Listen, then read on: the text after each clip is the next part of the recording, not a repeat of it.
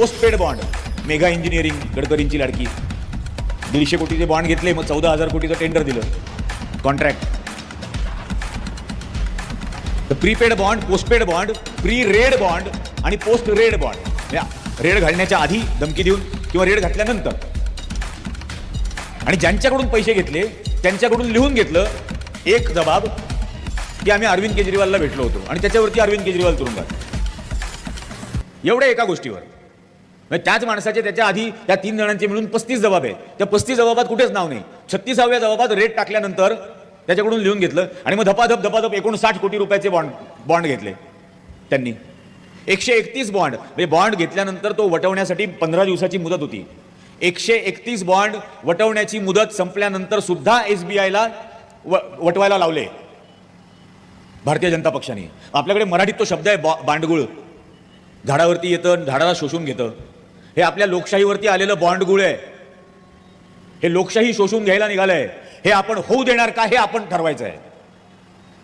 ती मतदार यादी बनत असताना हे सगळे अधिकार मिळाले, संविधानाने अधिकार दिले. म्हणून मी शिकलो, म्हणून माझे वडील शिकले. नाही तर इन्कम टॅक्स पेअर नव्हते, प्रॉपर्टी ओनर नव्हते, पदवीधर नव्हते. आणि संघाची शिफारस काय होती मतदार यादी बनत असताना? 25 वर्षाचा पुरुष जो पदवीधर आहे त्यालाच मताचा अधिकार द्यावा. पत्र आहे त्यांचं आर्काइव्हमध्ये. आता 25 वर्षाचा पुरुष जो पदवीधर आहे, म्हणजे देशाची साक्षरता होती 9%. त्या 9%मध्ये पदवीधर किती होते आणि ते कोण होते? आणि तेवढेच मतदार. म्हणजे तेव्हाच यांना पेशवाई आणायची होती. आज त्यांनी महाराष्ट्रात आणण्याचा प्रकार सुरू केला. सरकार निवडून दिलेलं पाडून. म्हणजे मोदींनी लष्करामध्ये अग्निवीर योजना आणली, फडणवीसनी राजकारणात आणली. एकनाथ शिंदे आणि अजित पवार हे 2 अग्निवीर आहेत. 2 वर्ष वापरणार, फेकून देणार. मग पेन्शन नाही, ग्रॅच्युइटी नाही, मेडिकल नाही, कॅन्टीन नाही, काहीच नाही. ही त्याच अवस्थेला आणून ठेवलेलं आहे ना. एक भयंकर मुद्दा आज हे सांगण्याचीच गरज आहे. मी पत्रकार म्हणून विधान भवनामध्ये होतो. कोपर्डीची घटना घडलेली होती. पत्रकारांच्या कक्षामध्ये बसलेलो होतो. देवेंद्र फडणवीस आतमध्ये आला आणि त्यांनी भाषण सुरू केलं की कोपर्डीच्या आरोपींना फाशी होणारच. उज्ज्वल निकम यांची स्पेशल पब्लिक प्रॉसिक्युटर म्हणून नेमणूक केली आहे आणि त्यांच्या मार्गदर्शनाखाली तपास चालू आहे. आणि मी एकदम ताडकन उभा राहिलो. तो माझ्या शेजारी यदू जोशी होता, इथला विदर्भातला लोकमतचा. मला म्हणे काय झालं? म्हटलं अरे हा उलटा क्रम सांगतोय ना. म्हटलं यांनी पहिले शिक्षा जाहीर केली, मग प्रॉसिक्युटर कोण असेल सांगितलं आणि मग जगातलं 8वं आश्चर्य सांगितलं की प्रॉसिक्युशनच्या मार्गदर्शनाखाली तपास चालू आहे. म्हटलं हे तर अजबच आहे. तर म्हणजे तुला सवय लागली आमच्याकडे संघाच्या लोकांकडे संशयाने पाहायची. म्हटलं सवय बिवय नाही, माझ्यावर संस्कारच आहेत ते. तुमच्याकडे संशयानेच पाहायचं. आणि मग मी ते शोधायला लागलो. आज मुद्दे हे जाहीररित्या मी अनेक ठिकाणी बोलतोय. आज मुद्दाम हे बोललं पाहिजे. मी जेव्हा मागे लागलो तेव्हा यांनी कोर्टामध्ये हे दिलं होतं, जे चार्जशीट फाईल केलेली होती. त्या चार्जशीटमध्ये असं म्हटलं होतं की दुसऱ्या दिवशी नाशिकच्या फॉरेन्सिक टीमनी एव्हिडन्स गोळा केला ती घटना घडल्याच्या दुसऱ्या दिवशी. म्हणून मी नाशिकच्या फॉरेन्सिक टीमकडे गेलो, त्यांना पत्र दिलं की मला फॉरेन्सिक रिपोर्टची कॉपी द्या. तर ते म्हणे 1 मिनिट थांबा, लगेच उत्तर घेऊन जा म्हणे. त्यांनी लगेच मला उत्तर दिलं की गेल्या 3 महिन्यात आम्ही नाशिकच्या बाहेरच गेलेलो नाही. मग मला एकदम झालं की हा काय प्रकार आहे. मग फॉरेन्सिक रिपोर्ट मिळवायच्या मागे लागलो. मग झाले महिना 1.5 महिना ते शोधण्यामध्ये गेला. ते मिळाला कलिनाचा. फॉरेन्सिक रिपोर्टमध्ये असं स्पष्ट म्हटलेलं आहे, there is no trace of male DNA. कोणत्याही पुरुषाचा DNA त्या मुलीच्या कपड्यांवर, शरीरावर आढळत नाही. आरोपीचा तर सोडूनच द्या, कोणत्याही पुरुषाचा.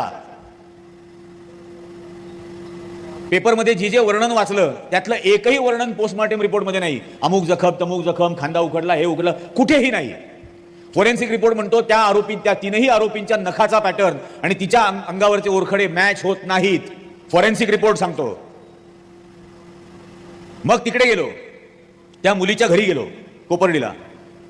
4 जणांना बरोबर नेलं. ते 4घही क्रांती मोर्चाचं काम करणारे कार्यकर्ते होते. मुद्दाम त्यांना सोबत नेलं. 4घांकडे कॅमेरा दिला आणि म्हटलं आता मला हिचा इंटरव्ह्यू करायचा आहे आणि तुम्ही रेकॉर्डिंग करा. हो म्हणे. मग मी त्यांना विचारायला सुरुवात केली की हा प्रकार कधी घडला. तर म्हणजे संध्याकाळच्या वेळेला झालं. आणि हा स्टेशन डायरीमध्ये आणि मुलीच्या आजोबांचा जो जबाब घेतला त्या जबाबामध्ये असं लिहिलेलं आहे की पप्पू शिंदे माझ्यासमोर खाटेवर बसून 2.5 तास दारू पित होता. अचानक बायकांचा कालवा सुरू झाला. त्याला खूप दारू चढली होती. तो उभा राहिला आणि धडपडत त्याच्या घराकडे निघून गेला. त्याचं घर समोरच्या वावरात होतं. एक्झॅक्टली. मग 2.5 तास जर हा त्यांच्या समोर बसून दारू पित होता तर 15 मिनिटापूर्वी घडलेला प्रकार केला कोणी. आणि मग ते बरंच जो आमचा इंटरव्ह्यू झाल्यानंतर एका क्षणाला ती बाई एकदम चपापून गेली आणि ढासळली. आणि मग तिने मला सांगितलं की भाऊ हे तुम्ही हे जे पेपरमध्ये वगैरे आलं ना यातलं काहीच घडलं नाही. हे असं सांगायचं हे आम्हाला LCBच्या ऑफिसमध्ये बसवून सांगितलं गेलं की हे असं सांगायचं. मग मी पोलीस स्टेशनला गेलो. मी म्हटलं इन्क्वेस्ट पंचनामाची कॉपी द्या, स्टेशन डायरीची कॉपी द्या. ते त्यांनी दिली. इन्क्वेस्ट पंचनामाच्या कॉपीवरती रात्री 2:45 वाजता एकाची बाईची सही होती. म्हटलं हिचा पत्ता द्या. तिने पत्ता दिला. मी त्यांच्या घरी गेलो अहमदनगरला. बाहेरच बोर्ड लावलाय भाजप नगरसेविका. मग आत गेलो. सर प्लीज हसू नका, संताप येणारी गोष्ट ही. आतमध्ये गेलो. मी त्यांना म्हटलं हे रात्री 2:45 वाजता तुम्ही गेला होता का तिथं? तर म्हणे हो. म्हटलं का बरं गेल्या होत्या? म्हणजे माझ्या सासूची पाठ दुखत होती म्हणून गेले होते. म्हटलं पाठदुखीची गोळी आणायला अहमदनगरहून 70 किलोमीटर कर्जतच्या प्राथमिक आरोग्य केंद्रात तुम्ही गेलात? तर म्हणे नाही, आमच्या जिल्हाध्यक्षांनी सांगितलं की तिकडे जा, तिकडे एक पंचनामा होणार आहे. म्हटलं जिल्हाध्यक्षाला काय माहिती? ही घटना पेपरला 3ऱ्या दिवशी आली. तर म्हणे नाही, ते मुलीचे आजोबा आमचे उमेदवार होते म्हणे पंचायत समितीचे, आणि ती बाई कोर्टामध्ये आलीच नाही साक्षीला शेवटपर्यंत. आणि ही व्यवस्था अशी की त्या तिघांना फाशीची शिक्षा सुनावून मोकळे. फाशीची शिक्षा या देशात कशी सुनावली गेली? न्यायालयाच्या बाहेर लाऊडस्पीकर लावून. न्यायालयाच्या बाहेर लाऊडस्पीकर लावून. न्यायालय का सिनेमा चालू आहे? आणि बाहेर जमलेली लोक टाळ्या वाजवतात. 3 निष्पाप लोकांना फासावर चढवलं जातं आणि टाळ्या वाजवल्या जातात. मग ती अख्खी बातमी मी द वीक मॅगझिनमध्ये छापली. कोपर्डीचं काय रियालिटी आहे, सत्य आहे ती.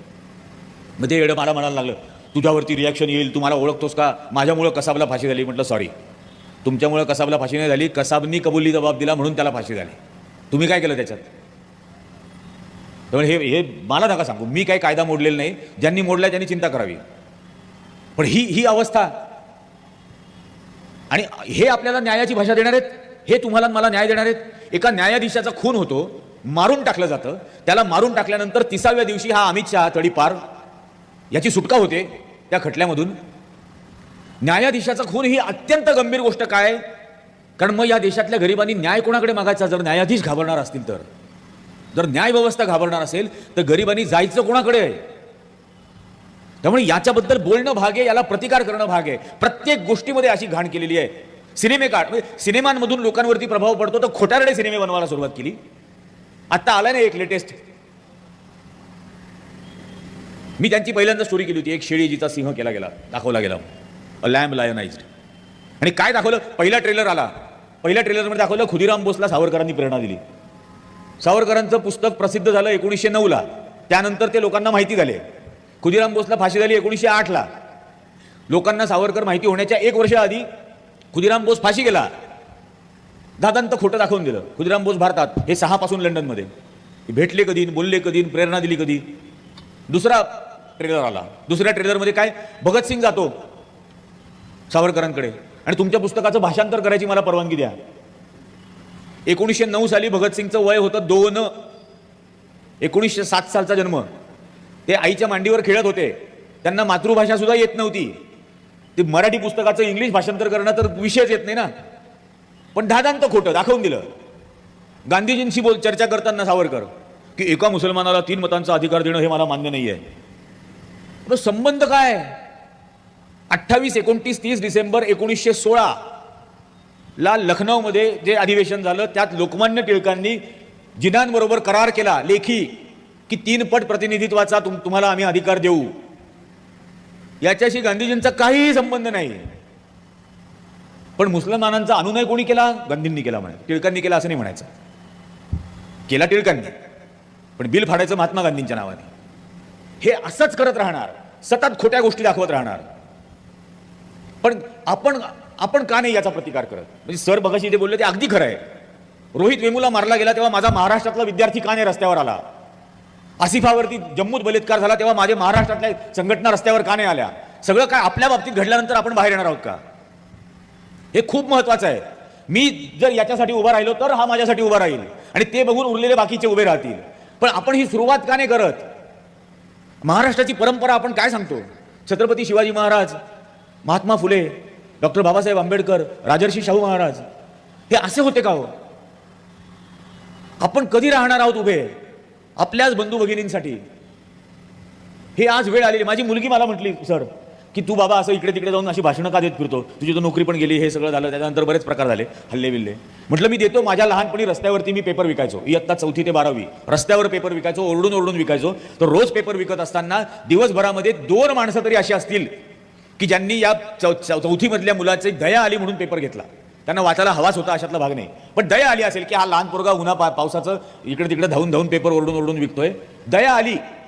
अशी रोजची 2 माणसं जरी धरली, त्या 2 माणसांचं नाव, जात, धर्म, पंथ, शिक्षण, श्रीमंती मला माहीत नाही, पण त्यांचं मी देणं लागतो आणि त्यांचं मी देणं लागतो ते असंच मी फेडू शकतो. ही जी करुणा आहे ही आपल्यात यायलाच हवी. पुन्हा निष्ठूर व्हायला लागलोय आपण. प्लीज स्वतःला हलवा. हे योग्य नाही. एका तिसऱ्या माणसाच्या, अनोळखी माणसाच्या दुःखासाठी माझ्या डोळ्यात पाणी आलंच पाहिजे. आणि पुरुषाच्या डोळ्यात पाणी येणं ही अभिमानाची गोष्ट आहे, हा दुर्बलता नाही. हे आलंच पाहिजे. तरच मी कोणासाठी तरी भांडेन, तर मी कोणासाठी तरी लढेन, तर ही भावना आपण एक ज्योत से ज्योत जलाते चलो हे होऊ शकेल. आज या सर्व गोष्टींना हरताळ फासण्याची वेळ भाजपने आणून ठेवलेली आहे. उघडपणाने भाषण करायला लागले. तो अनंतकुमार पहिल्यांदा हेगडे बोलला बेंगलोरला की 400 आल्यानंतर आम्ही संविधान बदलून टाकू. मग दत्तात्रय होसबळे बोलले आणि आता महादेव जानकर बोलला. महादेव जानकर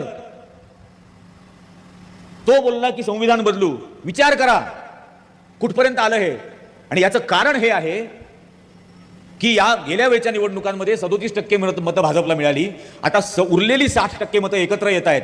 हे पाहिल्यानंतर हे घाबरले आणि म्हणून याला अटक कर, त्याला अटक कर, याचं बँक अकाउंट फ्रीज कर, त्याचा अमुक कर, त्याच्याकडे रेड कर, हा प्रकार सगळा सुरू केला. नाही तर ऊर छाती वाढवून सांगत होता ना संसदेत, एक अकेला सप्पे भारी.